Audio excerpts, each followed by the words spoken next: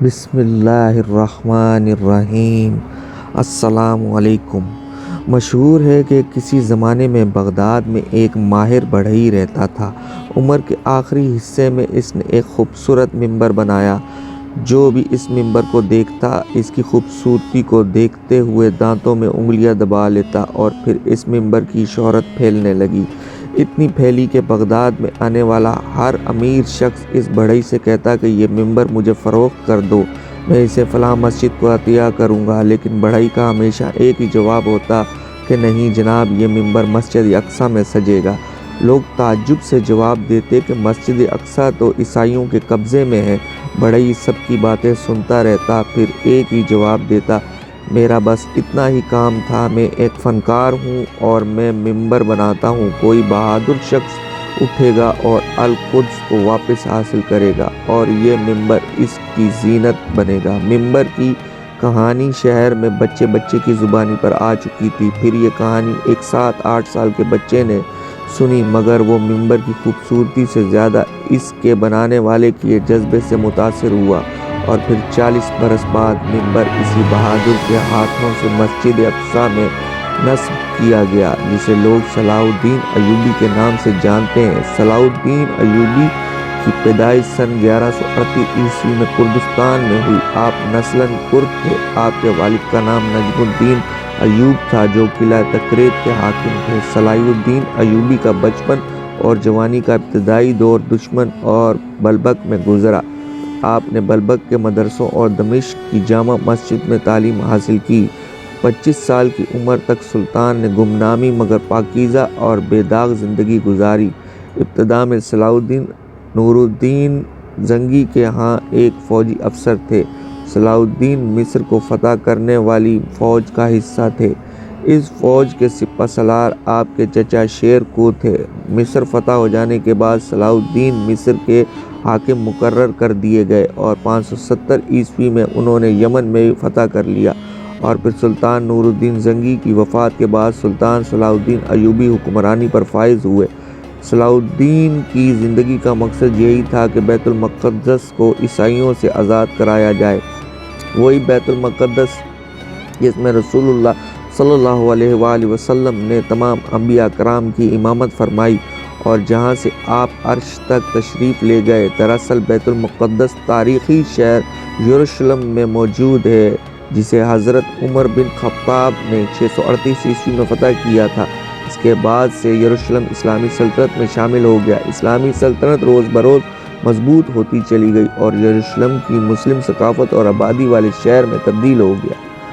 لیکن مسلمان خلیفہ نے تمام مذاہب کے ماننے والوں کو بیت المقدس میں آ کر عبادت اور زیارت کرنے کی اجازت دے رکھی تھی، اور یہ بھی اعلان کیا گیا تھا کہ اگر یہودی یا عیسائی یروشلم میں کچھ دن قیام کرنا چاہیں تو اس کی بھی اجازت ہے۔ لہٰذا انہوں نے بیت المقدس میں گانا بجانا اور رقص کرنا شروع کر دیا۔ اس وقت اسلامی ریاستیں سلجوق ترک کے ہاتھوں میں تھیں، لہٰذا انہوں نے عیسائیوں سے گزارش کی کہ وہ بیت المقدس کے تقدس کا خیال کریں اور اس مقدس شہر کا احترام کریں، ورنہ ان کے خلاف سخت اقدامات اٹھائے جائیں گے۔ اسی دوران ایک عیسائی راہب پیٹر نے کچھ من گھڑت کہانیاں لوگوں کو سنائیں اور عیسائیوں کو اس بات کا یقین دلایا کہ مسلمان ان پر ظلم و تشدد کر رہے ہیں۔ اس نے اپنے ساتھیوں کے ساتھ برطانیہ، جرمنی، اٹلی، یونان اور تمام بڑے بڑے یورپی ممالک کا سفر کیا اور عیسائیوں کو مسلمانوں کے خلاف اکسایا۔ لہٰذا 1095 عیسوی میں عیسائی پوپ نے فرانس میں ایک کانفرنس منعقد کی، جس میں عیسائیوں پر زور دیا گیا کہ اٹھ کھڑے ہوں اور یروشلم کو مسلمانوں سے آزاد کروائیں۔ انہوں نے اس جنگ کو مقدس جنگ کا نام دیا۔ اس دوران تمام یورپ میں ایک افواہ پھیلا دی گئی کہ حضرت عیسیٰ دوبارہ نازل ہو کر تمام مسائل کا خاتمہ کریں گے، لیکن ان کا نزول اسی وقت ہوگا جب یروشلم کا مقدس شہر مسلمانوں کے قبضے سے آزاد کرا لیا جائے۔ اس افواہ نے عیسائیوں کے مذہبی جوش میں بے پناہ اضافہ کر دیا۔ عیسائی مذہبی رہنماؤں نے اس بات کو عام کیا کہ اگر کوئی چور، بدمعاش اور بد کردار بھی بیت المقدس کی زیارت کرے گا تو وہ جنت کا مستحق ہوگا۔ اس عقیدے کی بنا پر ہر طرح کے لوگ بیت المقدس آنا شروع ہو گئے۔ اس جنگ میں 10 لاکھ صلیبیوں نے حصہ لیا۔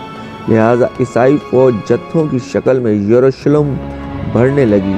یہ لوگ جن عیسائی قبیلوں سے بھی گزرتے، مزید عیسائی قبیلوں کے لوگ ان کے ساتھ شامل ہو جاتے اور اس طرح ان کی تعداد بڑھتی چلی گئی۔ تقریباً پورا یورپ ہتھیاروں سے لیس ہو کر جوش و خروش کے ساتھ یروشلم کی طرف بڑھ رہا تھا۔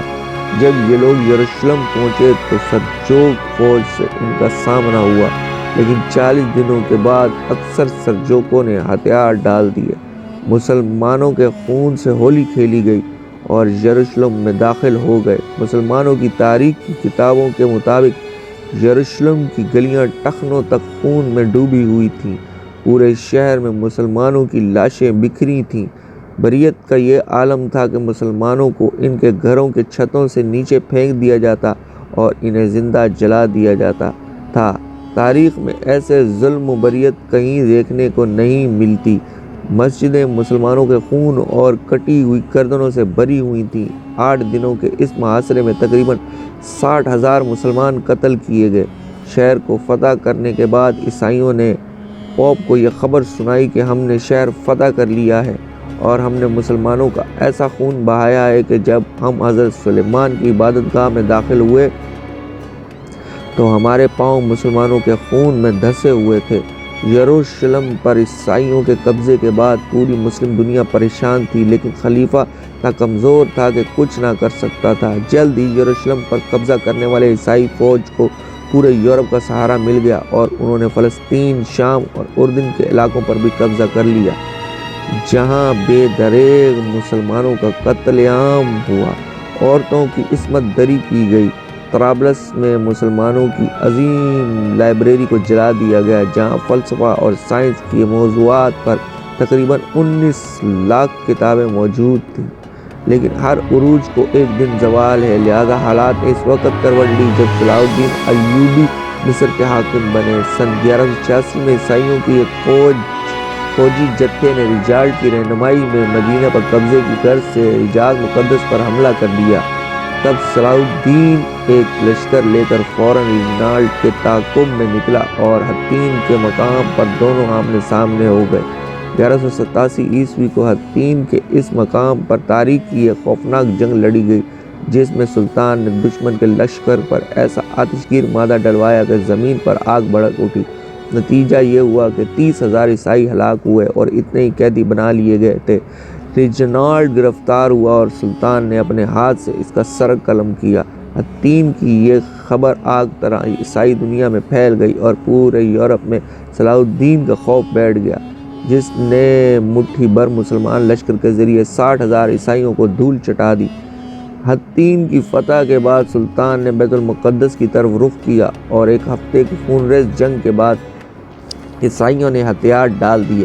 بیت المقدس پورے 91 سال بعد دوبارہ مسلمانوں کے قبضے میں آیا، لیکن فتح کے بعد سلطان صلاح الدین نے قیدیوں کے ساتھ منصفانہ سلوک کیا۔ آپ نے ہر قسم کی لوٹ مار سے لوگوں کو منع کیا، قتل عام کو روکا، شہر میں موجود تمام عیسائیوں کو معافی دی۔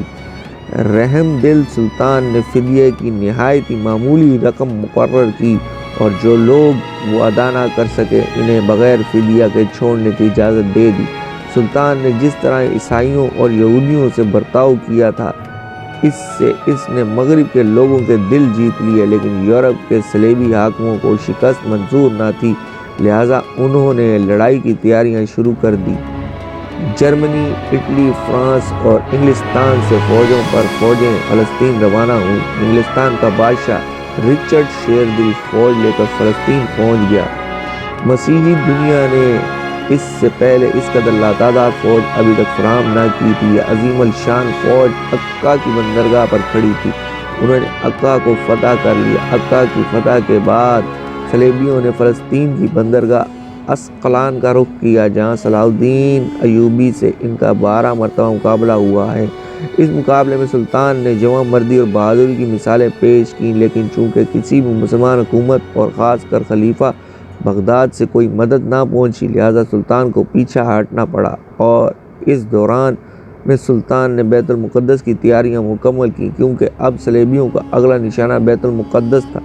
1190 عیسوی میں تیسری صلیبی جنگ کا آغاز ہوا۔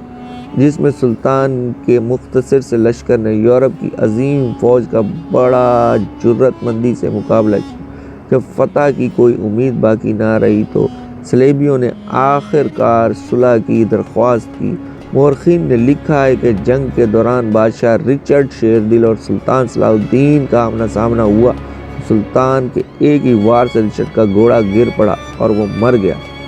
رچرڈ بے بسی کی حالت میں کھڑا تھا۔ سلطان چاہتا تو ایک ہی وار میں اس کا کام تمام کر سکتا تھا، لیکن یہ سلطان کی اعلیٰ ظرفی تھی کہ ایک بے بس شخص پر وار کرنا اس نے گوارا نہ کیا۔ اس نے اپنے سپاہی کو حکم دیا کہ بادشاہ کی خاطر ایک گھوڑا لایا جائے تاکہ وہ گھوڑے پر بیٹھ کر مقابلہ کریں۔ سلطان کی اس فیاضی اور رحم دلی سے رچرڈ اتنا متاثر ہوا کہ اس نے لڑنے سے ہی انکار کر دیا اور صلاح الدین کے درمیان معاہدہ طے پایا، جس کے مطابق بیت المقدس مسلمانوں کے قبضے میں رہا۔ صوف اور عکا کا شہر صلیبیوں کو دے دیا گیا اور تمام مذاہب کے زائرین کو یروشلم آنے کی اجازت بھی دی۔ سلطان نے نہ صرف یہ کہ انہیں ہر قسم کی آزادی دی بلکہ اپنی جانب سے لاکھوں زائرین کی دعوت آسائش اور راحت کے انتظامات کیے۔ سلطان کا غیر مسلموں سے سلوک عین اسلامی تعلیمات کے مطابق تھا، اور یہ اس بات کا ثبوت ہے کہ اسلام حکومت میں غیر مسلموں کے حقوق اسی طرح محفوظ ہوئے ہیں جس طرح مسلمانوں کے۔ اپنی تمام تر فتوحات اور سلطنت کے باوجود صلاح الدین نے انتہائی سادگی اور فکر کی زندگی گزاری۔